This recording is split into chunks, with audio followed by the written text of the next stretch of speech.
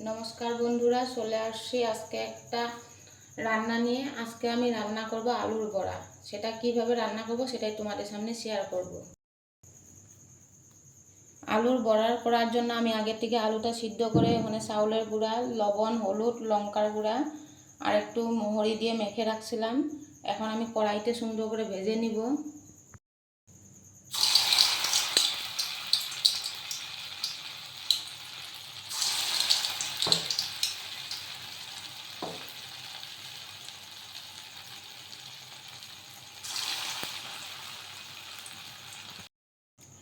এই যে আপনাদের সামনে রেডি আলুর বড়া।